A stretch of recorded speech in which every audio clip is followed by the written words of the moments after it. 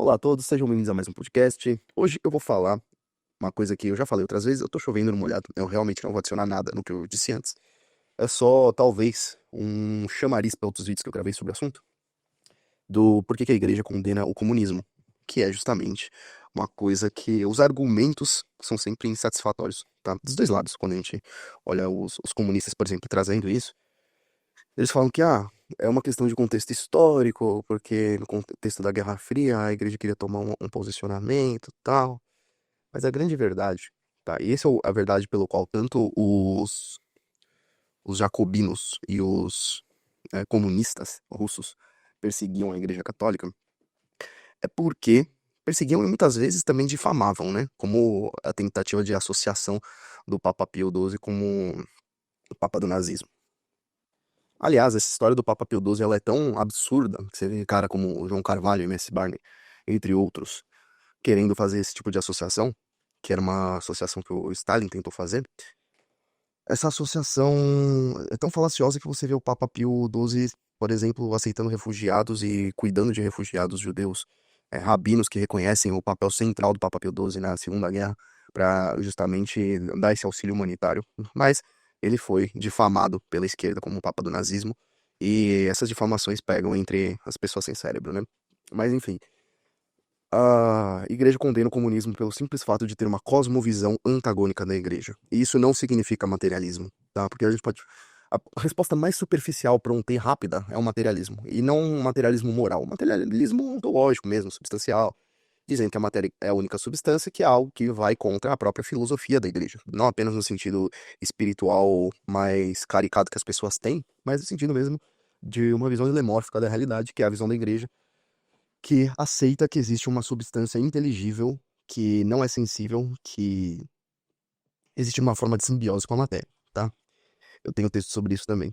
Mas em outros textos e outros vídeos, como gnosticismo, cosmovisão restrita, é, catolicismo socialista, um quadrado redondo, e até o mais recente sobre liberalismo, socialismo e igreja, eu falo que o motivo pelo qual a igreja condena o marxismo é o mesmo pelo qual ela condena o liberalismo. Porque o liberalismo, como filosofia política, ele não é sinônimo de livre mercado. E muitas vezes, intervencionistas são liberais, como você pega o Keynes, por exemplo. Por quê? Porque eles têm uma visão progressista, têm uma visão iluminista. E eles têm uma visão que deriva do movimento iluminista. Eu não vou demonizar aqui o iluminismo, porque o iluminismo ele tinha várias vertentes, né? Mas a própria noção de liberdade civil do iluminismo já caminha para uma secularização, né? Então, o motivo da igreja condenar o marxismo, ele vem muito mais de uma estrutura da própria filosofia do marxismo do que só do materialismo substancial. E a igreja, ela observa que existe, né, principalmente se você pegar, por exemplo, o Papa Bento XVI, que foi o que realmente estudou a fundo essas coisas, principalmente em relação à teologia da libertação, que é herética, tá? Que é explicitamente conhecida como herética, porém ela sobreviveu mais por conta da praxis do que da sua teoria muito falha. Ele viu realmente que existia essa estrutura de cosmovisão gnóstica secularizada dentro do marxismo. Mas o cara que magistralmente fez isso é, sempre vou bater nessa tecla, Eric Wagner, né? E ele mostra a secularização do gnosticismo. E a secularização do gnosticismo tem a sua própria teologia, entre aspas, já invertida. E leva a uma divinização do homem. Quando o marxismo ele leva a busca de um mundo melhor na imanência, e um mundo melhor, leia que a superação de um mal reconhecido na ordem externa da realidade, ele necessariamente está contradizendo a cosmovisão católica. Necessariamente. Pedro, você pode ser católico e comunista? Você pode, as pessoas podem ser incoerentes, mas saiba que você está entrando numa contradição, tá bom? O marxista não liga muito pra contradição, né?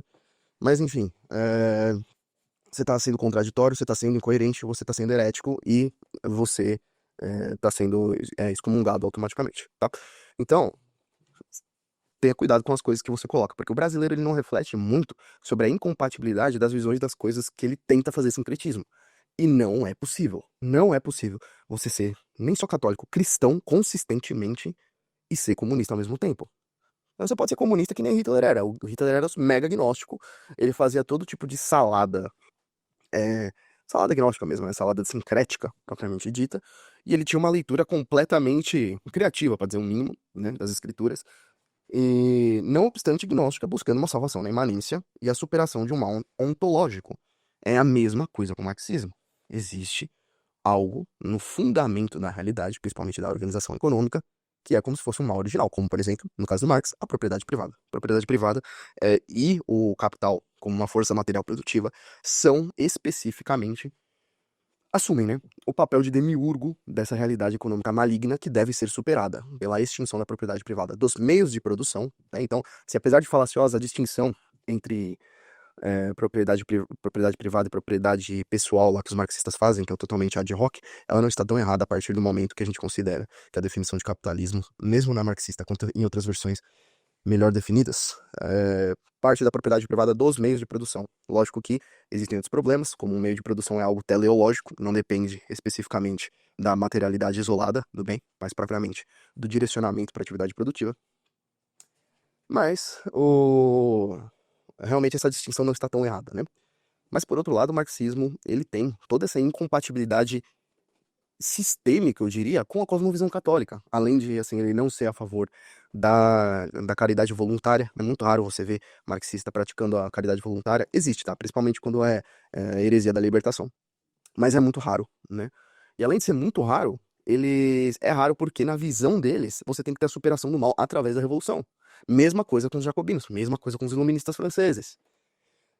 E a visão dos iluministas franceses era uma visão não de mercado, não sei o que, mas é uma visão cientificista de engenharia social.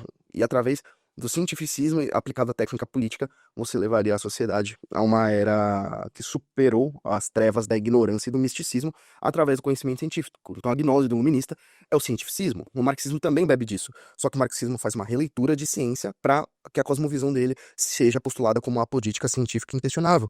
Só que isso é anticientífico, tá? Karl Popper já mandou a cal.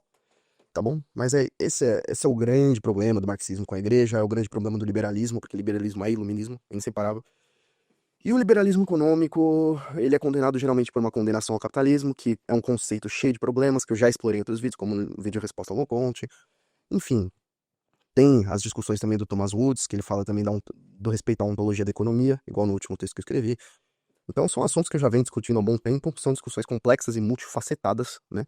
Geralmente são tratadas com uma simplicidade que é muito mais para reforçar a opinião das pessoas do que propriamente buscar a compreensão dos fenômenos. Forte abraço, fiquem todos com Deus.